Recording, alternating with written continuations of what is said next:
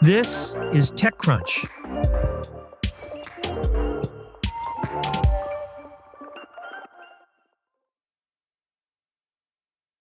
President Donald Trump made countering immigration one of his flagship issues during last year's presidential campaign, promising an unprecedented number of deportations. In his first 8 months in office, that promise turned into around 350,000 deportations, a figure that includes deportations by Immigration and Customs Enforcement, Customs and Border Protection, and almost 18,000 self-deportations, according to CNN. ICE has taken center stage in Trump's mass deportation campaign, raiding homes, workplaces, and public parks in search of undocumented immigrants. To aid its efforts, ICE has at its disposal several technologies capable of identifying and surveilling individuals and communities. Here is a recap of some of the technology that ICE has in its digital arsenal. Cell site simulators devices. ICE has a technology known as cell site simulators to snoop on cell phones. These surveillance devices, as the name suggests, are designed to appear as a cell phone tower, tricking nearby phones to connect to them.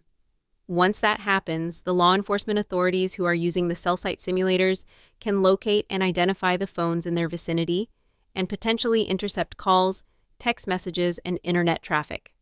Cell site simulators are also known as stingrays, based on the brand name of one of the earliest versions of the technology, which was made by U.S. defense contractor Harris, or IMSI catchers, a technology that can capture a nearby cell phone's unique identifier, which law enforcement can use for identifying the phone's owner.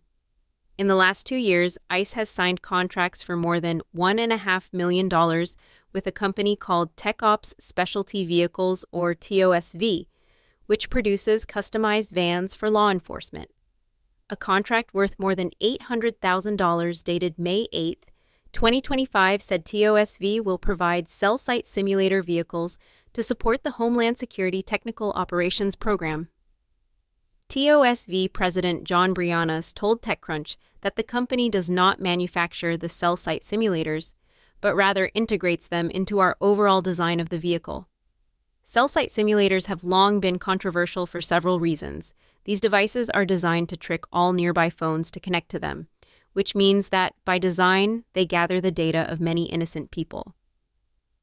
Also, authorities have sometimes deployed them without first obtaining a warrant.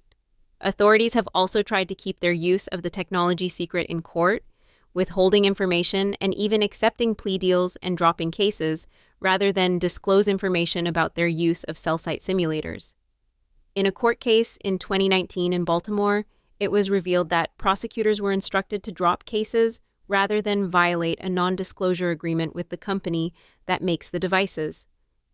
Clearview AI facial recognition. Clearview AI is perhaps the most well-known facial recognition company today. For years, the company promised to be able to identify any face by searching through a large database of photos it had scraped from the internet. On Monday, 404 Media reported that ICE has signed a contract with the company to support its law enforcement arm, Homeland Security Investigations, with capabilities of identifying victims and offenders in child sexual exploitation cases and assaults against law enforcement officers. According to a government procurement database, the contract signed last week is worth $3.75 million. ICE has had other contracts with Clearview AI in the last couple of years. In September 2024, the agency purchased forensic software from the company, a deal worth $1.1 million. The year before, ICE paid Clearview AI nearly $800,000 for facial recognition enterprise licenses. Clearview AI did not respond to a request for comment.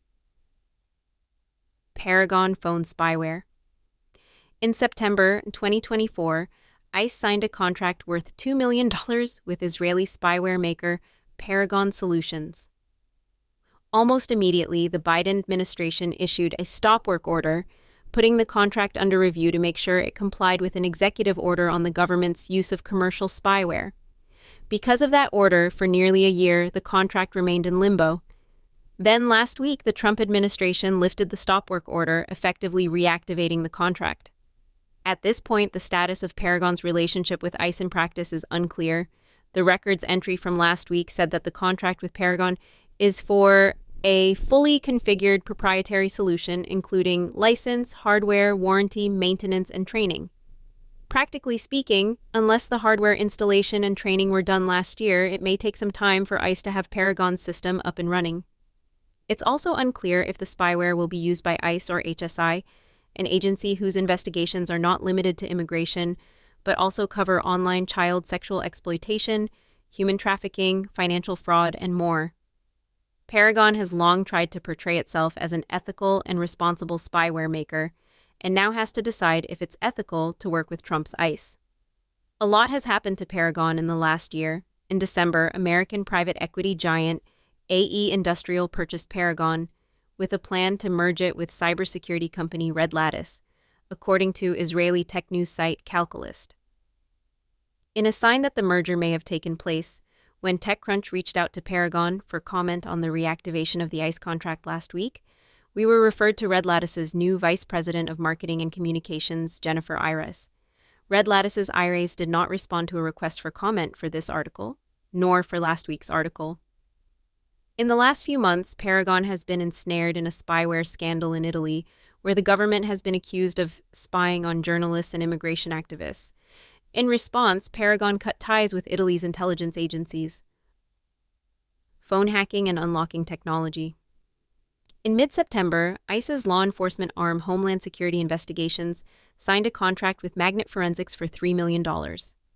According to the contract description, this contract is specifically for software licenses, so that HSI agents can recover digital evidence, process multiple devices, and generate forensic reports.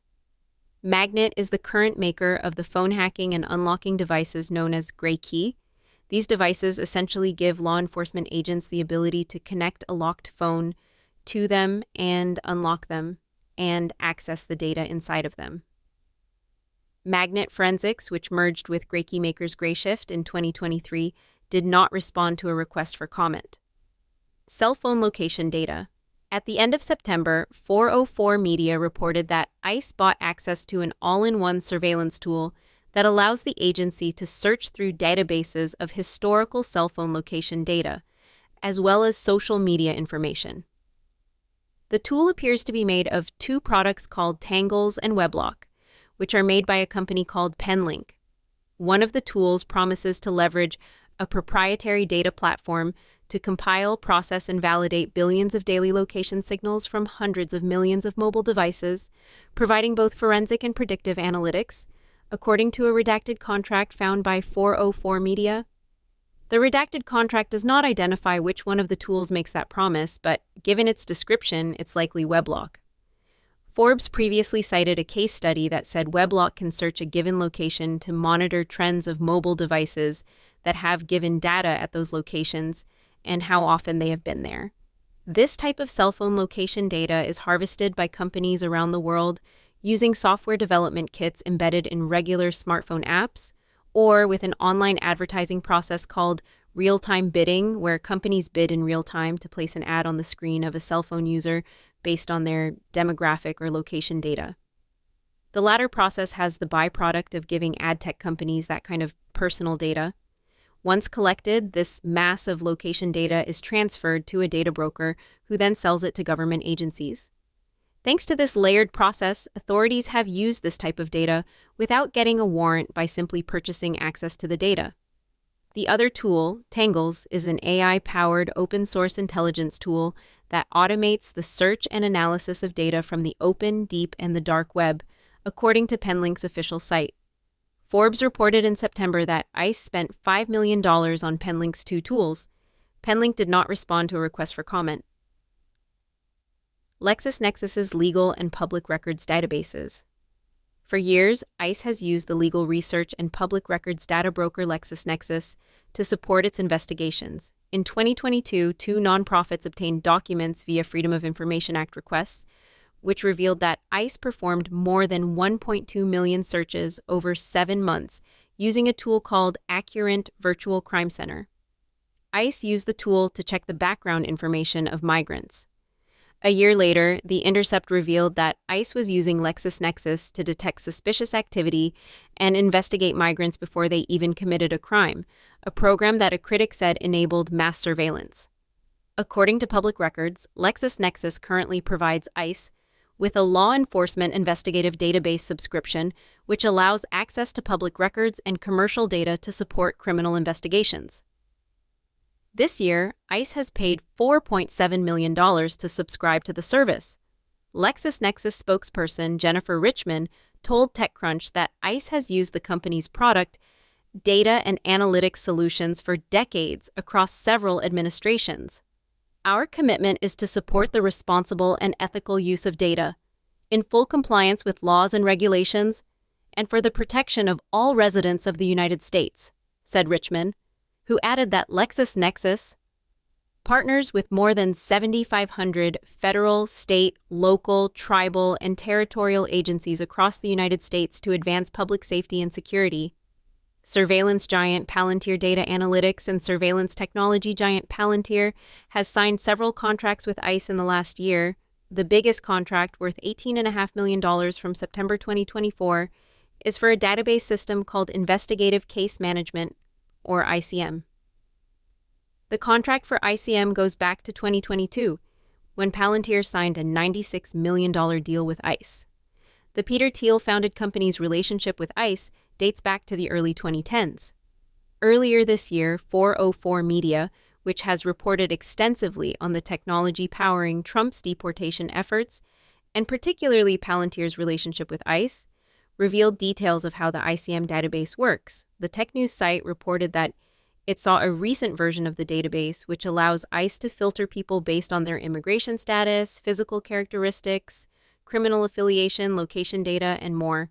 According to 404 Media, a source familiar with the database said it is made up of tables upon tables of data and that it can build reports that show, for example, people who are on a specific type of visa, who came into the country at a specific port of entry, who came from a specific country, and who have a specific hair color, or any number of hundreds of data points.